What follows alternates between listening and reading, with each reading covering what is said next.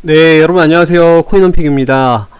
여러분들이 구독과 좋아요를 많이 눌러주셔서 이제 구독자분들이 800명으로 늘어났습니다. 진심으로 감사드리고요.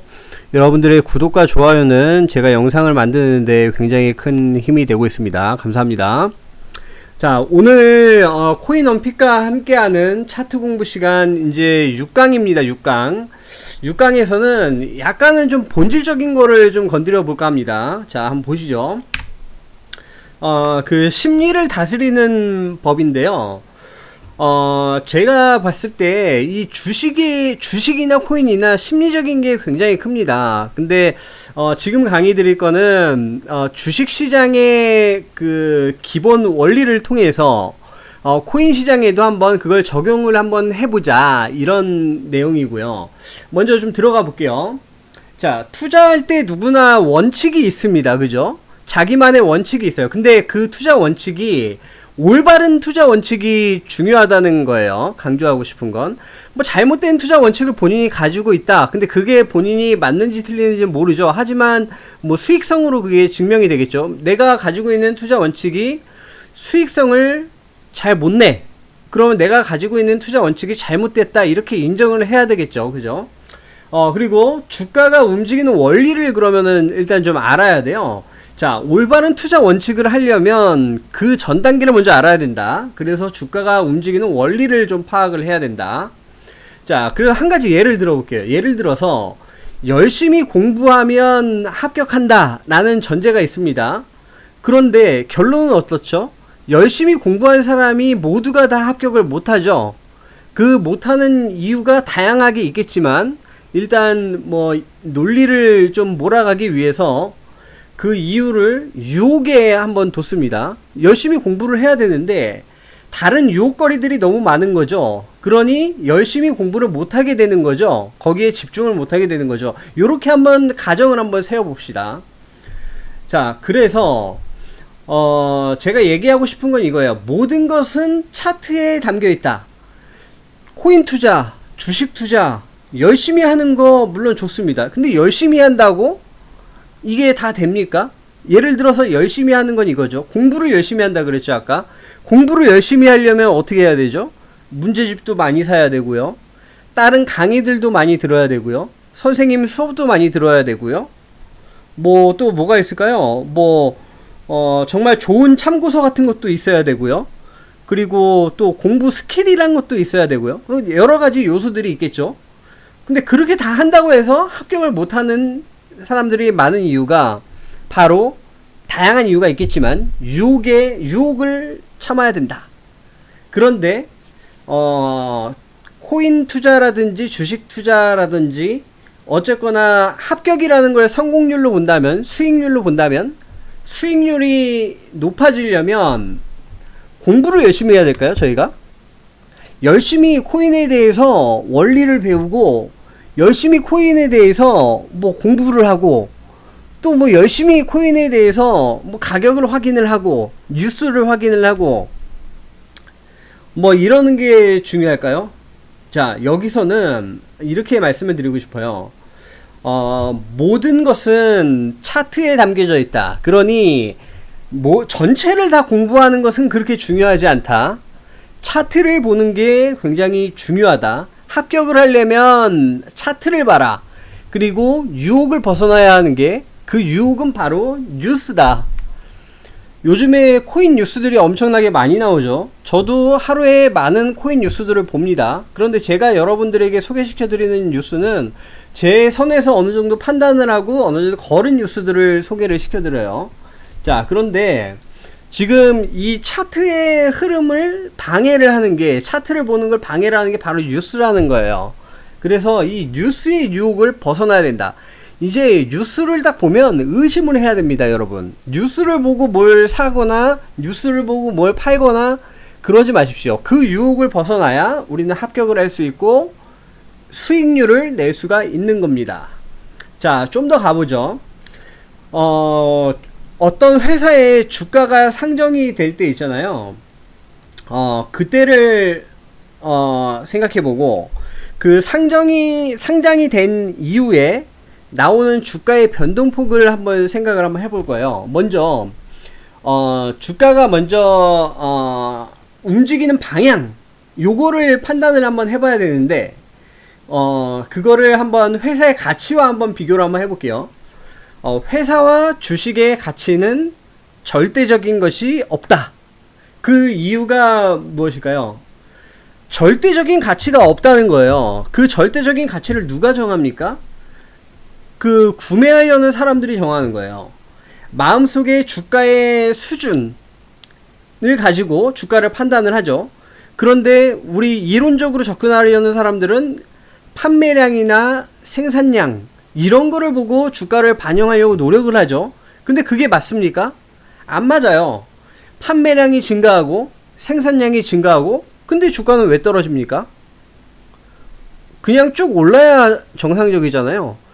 1년에 판매량과 생산량이 뭐 한 500이야. 1년 후에는 결과를 까보니까 뭐 1000이야. 그 다음에는 뭐 1500이야. 그러면 주가가 500에서 1000에서 2배 올랐으니까 2배 올라야죠. 그리고 1500 됐으니까 0.5배 더 올라야죠.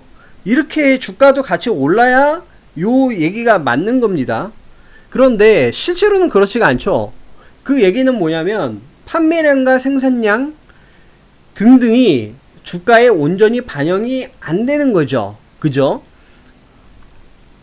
자, 그래서 주가에 대한 원리를 보면 이런 거예요. 파는 사람이 많으면 주가는 내려가고 사려는 사람이 많으면 주가는 올라간다. 그래서 절대적인 고정관념, 뭐 매출이라든지 생산량이라든지 호재 뭐 이런 거를 일단은 버리자. 예. 그게 제가 오늘 드리고 싶은 말씀입니다. 주가를 상정을 할 때 주가에는 본질 가치라는 게 있어요. 본질 가치는 뭐냐면 금액에 대한 가치를 말하는 거예요. 이 주가가 몇만 원이다 뭐 이런 거. 그런데 본질 가치보다도 주가가 하락한 것이 결론적으로 봤을 때는 굉장히 많았다. 그 얘기는 뭐냐면 결국에 이 본질 가치를 측정을 하는 거는 엿장수 마음이라는 거예요. 본질 가치는 얼마든지 바꿀 수 있다. 그러니 거기에 현혹될 필요는 없다. 주식 투자의 경우입니다. 제가 이따가 코인 투자에 대해서도 같이 정리를 해드릴 거예요. 자, 예를 들어서 2000년도에 많은 거래소들이 제재를 받았어요. 정부로부터. 왜냐하면 그 이유가 바로 본질 가치를 부풀려서 그래요. 본질 가치를 흐리다, 본질 가치를 뭐 낮추다, 뭐 이런 얘기 많이 들었죠. 본질 가치 부풀리다, 뭐 이런 얘기 많이 들었죠. 그래서 공모 가격보다 이제 주가가 나온 이후에 상한가를 10번을 맞는다. 그리고 등록이 되어서 매매되면 연속으로 상한가를 맞는다. 이런 때가 있었던 거예요. 그래서 2000년도에 많은 거래소들이 이제 제재를 받았었죠. 그래서 본질 가치가 뭐냐 대체 이걸 따져보니 본질 가치 중에는 두 가지가 있어요. 첫째는 자산 가치라는 거예요. 자산 가치 알죠? 회사가 현재 가지고 있는 부채를 전부 다 털어내고 남아있는 실질적인 가치, 뭐 부동산이라든지 뭐 현금이라든지 회계 시간에 배우셨잖아요.